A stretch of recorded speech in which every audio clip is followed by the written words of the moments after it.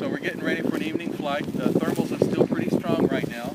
So we're going to go ahead and set up the wing. And when we set up the wing, I want to cover building a wall. This wing here is a semi-reflex glider. So I don't have any wind at just this second, but I'm sure some will come. I'll show how they work. I let the trim all the way out on these. I like to do that when I'm flying a trike or wheel because these wings have a tendency to go up and they stay stabilized pretty well, and you don't really outrun them. They don't hang behind you like normal wings do. When you're going to fly the Green Eagle, most wings you need to have the trim at minimum 1 inch out, or you do your thumb. Have it 1 inch out. If not, the wing will just hang behind you, because keep in mind, wings are set up for foot launchers. People with feet don't run as fast as something with wheels, so obviously you'll have a tendency for your wing to hang back. So I'm waiting for the wind to pick up so we can build us a wall. Not much. Little burst coming. There we go. Wind has changed direction quite a bit.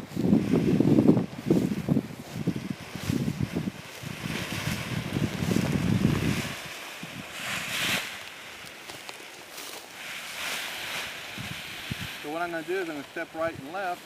Well, we lost enough wind where it's gone again. Well, there we go.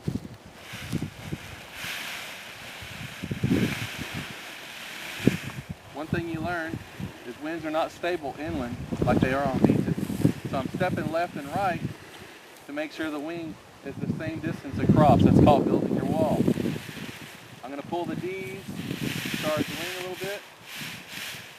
This is getting it ready for setup for me to bring the trike over and fly. We've already checked out all our lines because we were able to kite the wing. So I'm laying my lines upright, and we're going to check them again when we bring the Green Eagle over. I like to have plenty of slack in the lines so that when I bring a Green Eagle or a quad or whatever it is I'm bringing over, that I can roll over the lines and then grab them and hook them up. You don't want to have the lines nice and tight trying to pull the wing out of its place when you're hooking it up to your craft. So, I mean, it's something to think about. So make sure that you have plenty of looseness. Also, if you got these little micro bursts coming in, wherever you may be flying, if you have your wing tight, the micro burst is going to pick up your wing and toss it. Okay, this is a Green Eagle quad. I guess we like to call it Firebird Red because it's obviously not green. Let's pretend that we don't have windsocks out here. You take a little bit of grass and drop it and know that the direction of wind is coming between that house, which is out here in the field, and the two trees. So if I head towards the trees, I'll be fine because we're off the ground pretty quick with these. So you want to aim your Green Eagle and its wing towards those two trees. Walking behind your wing, you're looking to see if you got any lines behind it, which you shouldn't because you've just kited. Up, and the Green Eagle is pointed towards those two trees. Center of the glider. The center of the glider matches the hub on the back of the Green Eagle, the prop hub. You want the center of the glider to be dead center. Make good little adjustment here. So I'm going to do the one on your side. First thing you want to do, you've already warmed up your Green Eagle. Make sure it's warmed up. It's a 4-stroke. It's not a 2-stroke. So it takes a little bit to warm up. And if you don't, you won't get it started, or you'll have to use the choke or something of that nature. So warm it up. Once you've warmed up your Green Eagle really well, it'll stay warm for well over an hour. So if you're up in the air and you want to kill it, don't worry about your engine getting cold on you like some of your 2-stroke counterparts. So what we're going to do is we're going to do the one on this side first. We're just going to make sure that we didn't twist the line in any way. And we're going to clear the A's. So the A's are clear. There's nothing impeding the A's. So we know that we're good to go. Now we want to make sure that no lines are underneath the tire, which we've done. Kind of whip them back here. Oh, there's a nice weed.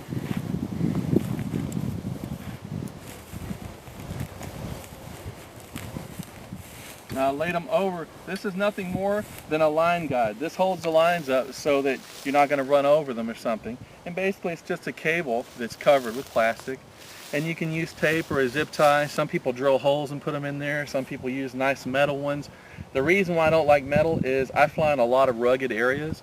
And a lot of those rugged areas will have weeds and sticks that are sticking out of the ground. And if they grab your line on your wing, it will break it if you have something super hard.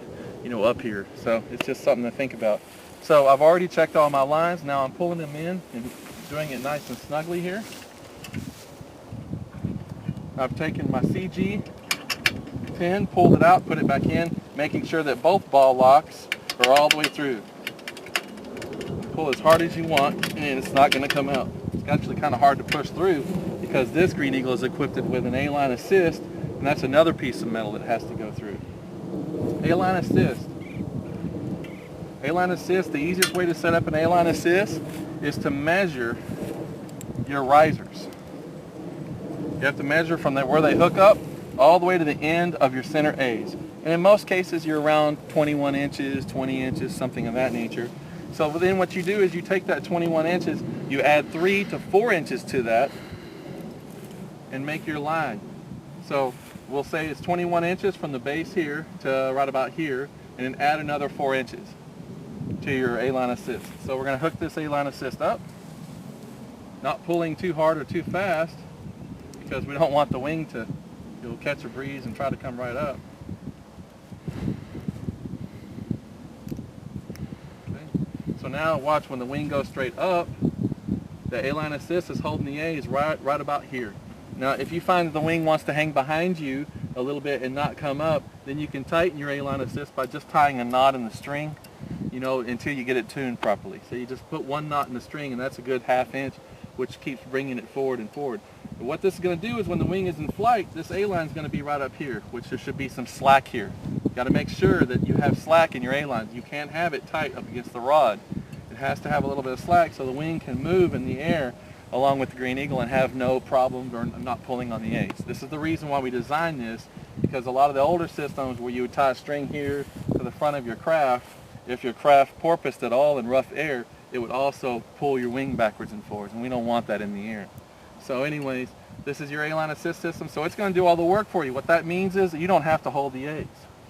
With the Green Eagle or any wheel launch craft, you want to make sure that your trim is always in the same spot. If you're going to have it in, have it all the way in. If you're going to have it out, measure it, and either with your eyes. Some trim systems have a little mark or little notches on them.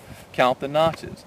If it's like an APCO thrust or an APCO Prima, have it at minimum 1 inch to 1.5 inches out so the wing doesn't lag behind you. If it's a Paratoys wing, have the wing 1 inch out minimum, or the wing will hang behind you. These are slower foot launch wings, and they don't like going so fast. So this is a velvet wing, has a really good glide ratio, and anyways by Mac Para, and I'm going to bring it out right to where it first starts kicking in on the trim system, which is about 1.5 inches, where it's nice and tight on this one. So I'm going to do 1.5 inches, that way I know the other one's going to be the exact same. If you mess up and you put trim out on one side and no trim on the other side, the wing's going to go up and one side's going to go faster than the other, and you're going to have constant problems. It's just like launching out of the wind. If you launch out of the wind, you're going to have constant problems because one side of the wing is going to inflate while the other sits down. And if you see that problem, it's usually the way you're hooking up. Check your trim system, check your brake line adjustments. There could be sand in that corner of the wing. There's a few things that you need to check for. Ask your instructor, and they'll go over it. Make sure all your lines are nice and tight.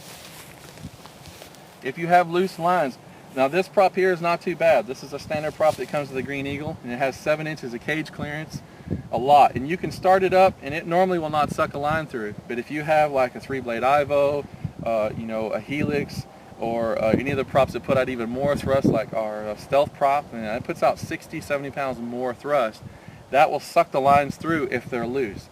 Now once the air gets to the wing and the wing inflates, then you don't have to worry about a line getting through. Another thing to keep in mind, when you're pulling the brakes on a trike, push out towards the line when you're disconnecting the brakes. Push out towards the line. Some of these brake handles will actually magnetize to our CG bracket system, some won't. This is one that doesn't. This is a Mac Para one. It's pretty strong, but it's set up for its own system. So what we're going to do is we're going to push away when we're in, and that way we don't pull everything. Because what will happen is if it's tight and you pull it towards you, you start pulling all your lines nice and loose, see? And you keep pulling, it still hasn't come loose. Look at that. I'm pulling, I'm pulling, I'm pulling. Now I've got it pulled, and look at all the loose lines that I just have. So it's something to think about. And there's all these things that you've got to pick up from your instructor, and why they always say if you don't have an instructor it can be very costly. Little things like that. So remember, When you're using an A-line assist, use the center A's, not the outside A's if you're equipped with split A design. Push your brakes outwards so that they disconnect without changing the lines or loosening the lines. Last thing you want to do is loosen your lines. All right.